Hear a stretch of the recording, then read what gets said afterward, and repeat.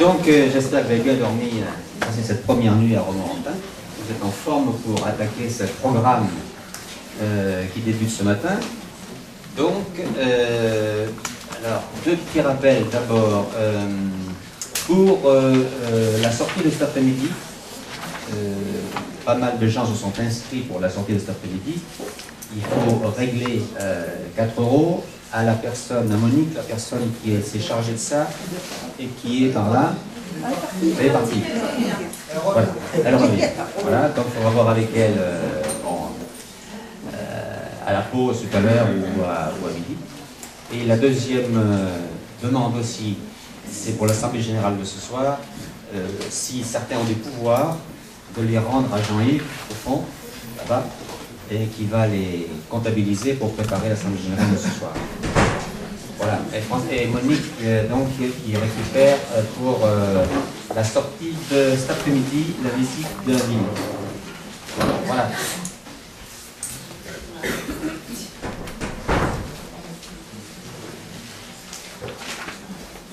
Ah, un sac égaré. Et sur nous.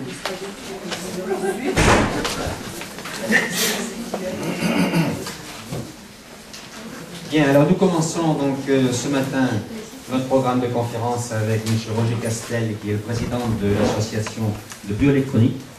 Voilà, alors la bioélectronique, Vincent, il va nous expliquer ce que c'est. En fait, Louis, certains connaissent ici, ont connu le professeur Vincent qui a inventé cette bioélectronique en 1948, je crois. Voilà, c'est ça. Et ce professeur a vécu de 1906 à 1988. Et donc, après son décès en 89, s'est créée l'association. Voilà. Donc, alors pour ce qui est de la matinée, l'organisation de la matinée, donc on prévoit une pause dans la matinée, donc au bout d'1h30 à peu près, donc vers 10h30, 11h moins quart. Voilà, on fera une petite pause d'une demi-heure de façon à se délasser un peu et on reprend après sur le sujet avec les questions diverses de façon à ce qu'on puisse y compléter jusqu'à midi. Voilà, donc je vous passe la parole pour bioélectronique. Merci. Merci infiniment, merci Joël. Je voulais d'abord remercier bien sûr les organisateurs qui m'ont invité, qui m'ont fait le grand honneur de m'inviter, c'est un grand plaisir. À la suite bien sûr de la conférence qu'a faite le professeur Vincent concernant la vaccination, puisqu'il a travaillé toute sa vie dans le domaine de la santé naturelle, et il a créé la bioélectronique, dont Joël vient de parler, tout simplement pour démontrer que la santé est un état totalement naturel, qui doit s'entretenir avec des moyens naturels, et non pas avec des moyens artificiels. Donc nous sommes vraiment dans le sujet là, et le choix de société, je dirais, et scientifique qu'on doit faire pour enfin se décider à proposer une méthode de santé telle que celle de la bioélectronique, mais il y a d'autres méthodes qui respectent l'élément fondamental que l'on doit assurer, c'est-à-dire la vie. Comment entretenir la vie qui entretiendra la santé tout naturellement? La plupart du temps, les gens, en prenant de l'âge, en prenant des produits artificiels, perdent un peu le potentiel de vitalité. En perdant le potentiel de vitalité, ils deviennent fragilisés. Leur système immunitaire ne défend plus leur organisme, qui est prévu pour se défendre depuis la nuit des temps. Les vaccins n'existent que depuis une centaine d'années environ, à la suite des recherches scandaleuses de Pasteur. Il y avait le bon Pasteur qui, lui, a fait les recherches à une époque.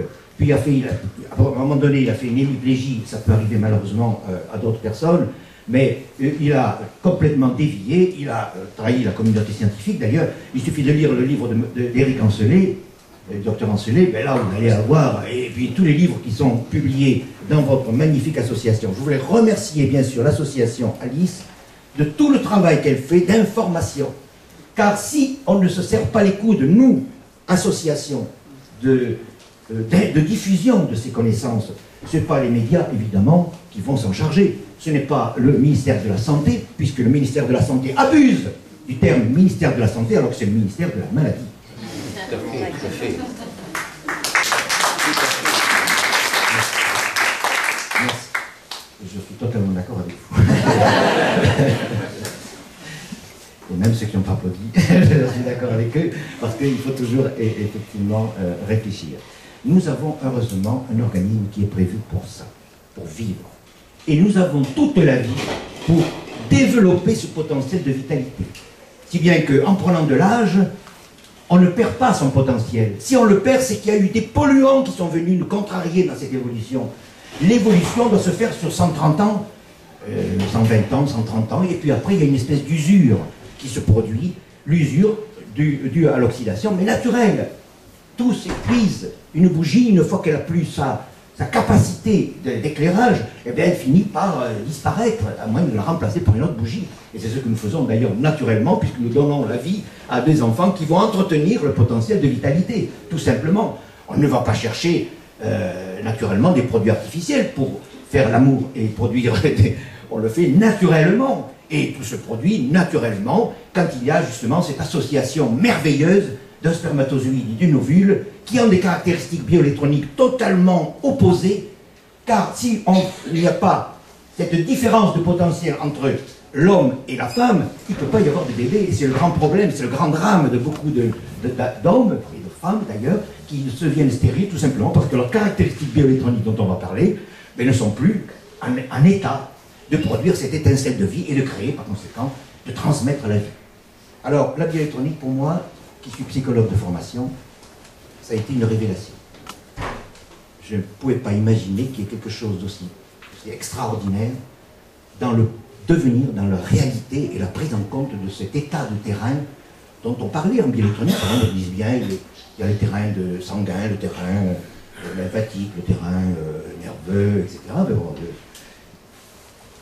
Mais moi, quand j'ai commencé à étudier la bioélectronique dans les années 76, ça a été pour moi, à la suite d'une conférence d'ailleurs du professeur Vincent, c'est devenu un de mes maîtres, je suis devenu son élève, et puis après, bien sûr, j'ai gravi un petit peu les échelons jusqu'à ce que je suis devenu là maintenant, en tant que responsable de l'association, mais je n'ai rien demandé, c'est parce que il y en a qui sont partis, malheureusement il y a eu l'accident dont je parlais à Joël tout à l'heure, du professeur Fougerous qui était président avant moi, il y a eu Jeanne Rousseau qui a été la grande créatrice de l'association, ça a été on verra sa photo tout à l'heure dans le diaporama, et Jeanne Rousseau a continué ses travaux, elle a 97 ans, elle a une mémoire phénoménale, bien sûr physiquement, comme c'était une personne menue déjà, elle n'avait pas une grande vitalité, je dirais, sur le plan musculaire, donc effectivement elle est un peu ratatinée, c'est normal, mais intellectuellement, alors là, si vous la rencontrez,